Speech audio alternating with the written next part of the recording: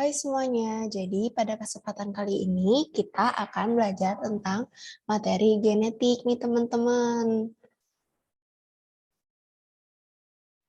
Nah, untuk submaterinya itu ada yang pertama, molekul yang mendasari pewarisan sifat. Lalu yang kedua, itu ada hukum pewarisan sifat. Lalu yang ketiga, itu ada pewarisan sifat pada makhluk hidup dan kelainan sifat yang diturunkan. Lalu yang keempat, itu ada penerapan pewarisan sifat dalam pemuliaan makhluk hidup. Lalu yang terakhir, ada adaptasi dan seleksi alam. Nah, teman-teman, mari kita simak. Untuk yang pertama, itu ada molekul yang mendasari pewarisan sifat.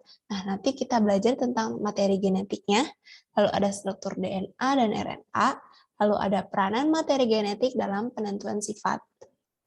Nah, jadi materi genetik itu molekul yang berperan sebagai materi genetik itu ada yang namanya asam nukleat nih teman-teman. Nah, ada dua macam asam nukleat yang berperan sebagai materi genetik nih. Ada DNA sama RNA. Nah, DNA sendiri itu dia kepanjangan dari deoksiribonukleik acid dan RNA itu ribonukleik acid, teman-teman. Nah, untuk struktur DNA dan RNA-nya sendiri itu, nah, jadi asam nukleat ini baik DNA maupun RNA-nya terdiri dari subunit nukleotida. Nah, jadi itu ada 4 senyawa basa nitrogen yang menyusun DNA nih teman-teman. Yang pertama ada adenin yang selalu berpasangan dengan timin. Lalu ada guanin yang selalu berpasangan dengan sitosinin. Nah, jadi diingat-ingat kalau adenin itu pasangannya pasti timin. Lalu untuk guanin itu berpasangannya itu sitosin. Jadi adenin untuk huruf A, lalu timin untuk huruf T, lalu guanin itu G, lalu sitosin itu C, teman-teman. Nah, lalu selanjutnya, peranan materi genetik dalam penentuan sifat. Nah, jadi gen itu bertanggung jawab atas sifat suatu organisme nih, teman-teman. Nah, si gen ini tuh dapat dilambangin dengan huruf tertentu. Nah, gen dominan yang ditulis itu bisa ditulis dengan huruf kapital. Nah, sedangkan gen yang resesif itu bisa kita tulis dengan huruf biasa. Nah, karakter cuping yang terpisah dikode oleh gen G besar dominan, sedangkan karakter cuping yang melekat dikode oleh gen G kecil itu resesif. Nah, variasi atau bentuk alternatif dari suatu gen dalam hal ini yaitu gen G besar dan gen G kecil itu disebut alela. Nah, sifat-sifat atau ciri-ciri yang dapat diamati seperti bentuk rambut, warna kulit, dan jenis kuping telinga kita disebut fenotip. Seperti itu, teman-teman. Nah, untuk hukum pewarisan sifat sendiri itu ada dibagi menjadi dua macam nih, teman-teman. Ada persilangan monohibrida, yaitu satu sifat berbeda. Nah, terus juga ada persilangan dihibrida, yang mana mempunyai dua sifat yang berbeda. Nah, untuk persilangan monohibrida, satu sifat yang berbeda, jadi pada waktu pembentukan gamet terjadi, segresi atau pemisahan alela atau variasi gen secara bebas dari diploid menjadi haploid. Nah, misalnya genotipe suatu tanaman itu U besar sama U kecil, maka gamet yang dibentuk akan membawa gen U besar dan gen U kecil. Lalu, untuk persilangan dihibrida itu ada dua sifat berbeda. Jadi itu pada saat pembentukan gamet, alela atau variasi gen yang menentukan karakter berbeda dapat bergabung secara bebas satu sama lain. Misalnya, suatu induk memiliki genotipe B besar B kecil, K besar K kecil, maka nih gen B besar dan gen B kecilnya itu serta gen K besar dan gen K kecilnya itu akan memisah.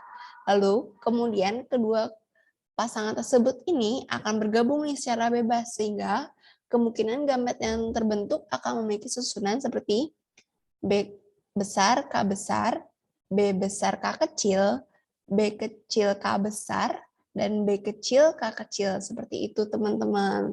Nah, jadi hukum pewarisan sifat ini diingat-ingat ya, ada dua macam. Ada monohibrida dan dihibrida. Kita ingat aja, mono itu satu. Oh, berarti dia mempunyai satu sifat yang berbeda. Kalau di itu berarti dua. Berarti mempunyai dua sifat yang berbeda. Seperti itu, teman-teman. Membedakannya agar lebih gampang.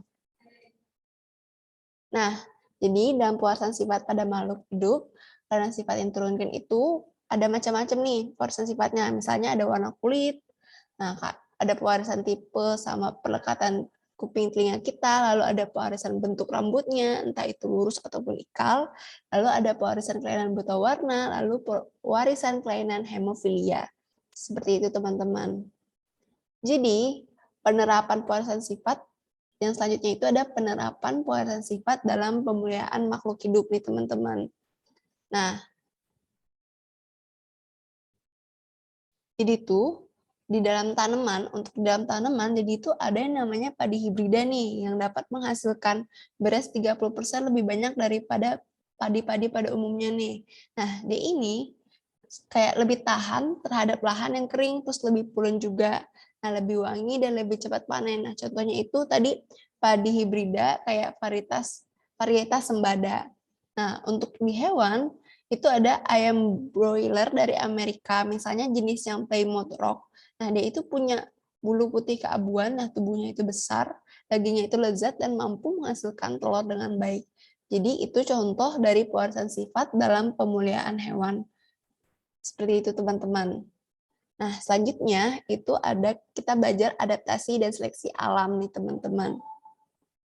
Nah, apa sih adaptasi itu? Nah, jadi adaptasi itu yang dilakukan oleh hewan maupun makhluk hidup itu adaptasi untuk untuk memperoleh energi, untuk adaptasi fisik, adaptasi tingkah laku. Nah, contohnya itu untuk hewan nih teman-teman, semut dan kumbang dia itu mengeluarkan cairan yang berbau tidak enak. Lalu tumbuhan juga melakukan adaptasi nih agar dia bisa dapat bertahan hidup di daratan. Contohnya itu tumbuhan itu punya stomata. Nah, untuk seleksi alam, jadi makhluk hidup itu, karakter atau sifatnya itu, dia mempunyai karakter masing-masing yang mana dia dapat membuatnya bertahan hidup menghadapi lingkungan baru atau perubahan lingkungan hidup serta dapat berproduksi dan tidak akan mengalami kepunahan. Jadi itu seleksi alam itu cara bagaimana makhluk hidup itu bertahan di alam agar tidak mengalami kepunahan. Nah, contohnya itu yang mengalami kepunahan itu seperti dinosaurus ya teman-teman, Pak. Nah, dia itu sekarang sudah punah. Seperti itu teman-teman.